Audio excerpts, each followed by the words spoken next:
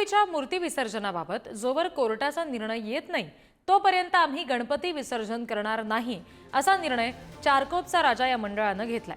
जर पुढच्या वर्षीपर्यंत निर्णय आला नाही तर पुढच्या वर्षी सुद्धा याच मूर्तीचं पुन्हा आगमन करू असा निर्णय चारकोपचा राजा मंडळानं घेतलेला आहे।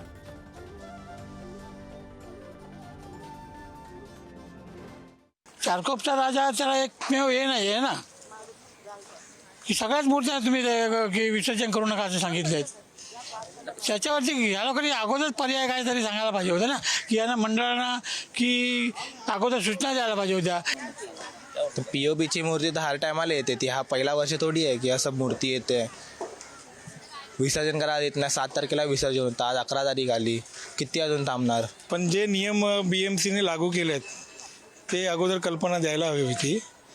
त्यानुसार प्लास्टर ऑफ पॅरिसच्या मूर्त्या ह्या बनवायच्या की त्याची उंची कमी करायची, त्यानुसार ते ठरवलं गेलं असतं। पण अचानक तुम्ही बोलाल की आता विसर्जन तुम्ही करायचं नाही, ही खूप मोठी चुकीची गोष्ट आहे। भरपूर वाईट वाटतंय की पहिल्यांदा असं एवढ्या वर्षात कधी घडलं नाही, ते आज घडलं आहे। आणि महाराष्ट्राबद्दल सांगायला जाऊ की भरपूर वाईट वाटतं या सगळ्या गोष्टींचं, हे झालं नव्हती पाहिजे। भक्तांना भरपूर त्रास होतो या सगळ्या गोष्टींचा। तर पीओपी गणेश मूर्ती वादानंतर सुप्रीम कोर्टामध्ये जाण्याचा निर्णय हा राज्य सरकारनं आता घेतलाय। मंत्रिमंडळ बैठकीमध्ये आशिष शेलार यांच्यासह काही मंत्र्यांनी याबाबतची नाराजी सुद्धा व्यक्त केली। पीओपी गणेश मूर्ती विसर्जन करू न देण्याच्या प्रशासनाच्या निर्णयानं वाद निर्माण झालाय। मशिदीवरील भोंग्यांवर कारवाई नाही, मात्र मूर्तींवरील बंदीबाबत कारवाईचा आक्षेप सध्या व्यक्त केला जातोय। नियमांच्या पालनावरून अडेलतट्टू भूमिका घेणाऱ्या अधिकाऱ्यांवर मंत्री आशिष शेलार यांनी मुख्यमंत्र्यांसमोरच ताशेरे ओढले। अधिकाऱ्यांकडून हिंदू विरोधी भूमिका घेतली जाते अशी तक्रार मंत्री आशिष शेलार यांनी केली। अधिकाऱ्यांकडून भोंग्यांसाठी एक न्याय आणि हिंदूंच्या सणांसाठी वेगळा न्याय दिला जातो अशी तक्रार सुद्धा शेलार यांनी मुख्यमंत्र्यांकडे केलेली आहे। दरम्यान मराठमोळे सण पुसण्याचा प्रयत्न सरकार करत असल्याची टीका आदित्य ठाकरे यांनी केली। या प्रकरणामध्ये सरकार काय तोडगा काढणार असा सवालही त्यांनी उपस्थित केला। गणपती बाप्पाच्या सणामध्ये आणि मागी गणपतीमध्ये आता हे तुम्ही कालच्या मूर्ती अडवण्याचं आणि अजूनही विसर्जन झालेलं नाहीये असं दुर्दैव मी कधीही आपल्या राज्यात पाहिलं नाही। एक दिसतं, एक प्रखरपणे दिसतं याच्यात की मराठमोळे जे सण आहेत, मराठमोळे जे हिंदुत्व आहे ते भाजपला पुसून काढायचं आणि म्हणून भाजप गप्प आहे।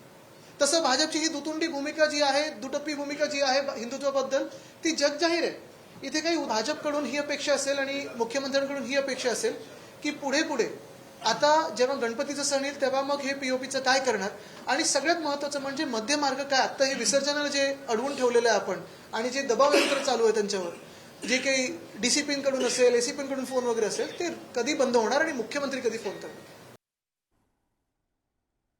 या सगळ्या संदर्भात आपण आणखी तपशील घेणार आहोत। प्रतिनिधी निखिल चव्हाण सध्या आपल्याशी जोडले गेलेले आहेत त्यांच्याकडून।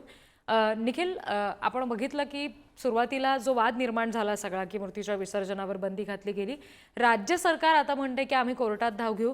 विरोधकांकडून या सगळ्या संदर्भात टीका होणं अपेक्षितच होतं। आता याबाबत राज्य सरकार काही ठोस पाऊल उचलेल का? कारण थेट गणपती मंडळांकडून सुद्धा आम्ही विसर्जनच करणार नाही मूर्तीचा असा निर्णय घेतला जातोय।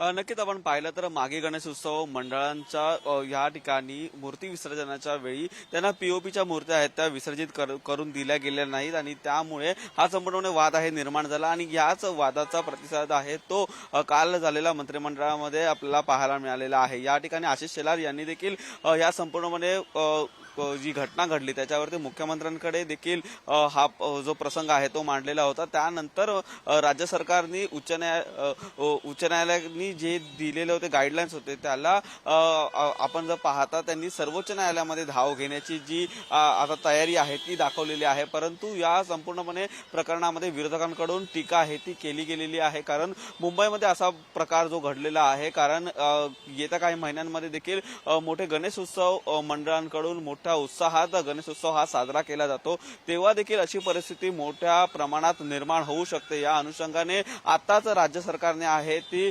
सर्वोच्च न्यायालयामध्ये धाव घेण्याची तयारी आहे ती दाखवलेली आहे. आणि या संदर्भात सर्वोच्च न्यायालयाकडून आता काय एक सुनवाई होते आणि त्यांच्याकडून काय निर्णय होतो हे देखील पाहणं महत्वाचं ठरेल. परंतु याआधी देखील पीओपीच्या मूर्त्यांच्या बदल्यात निसर्गाचा ऱ्हास होणार नाही या संदर्भातल्या मूर्त्या वापरण्याचे आदेश आहेत ते देण्यात आलेले होते.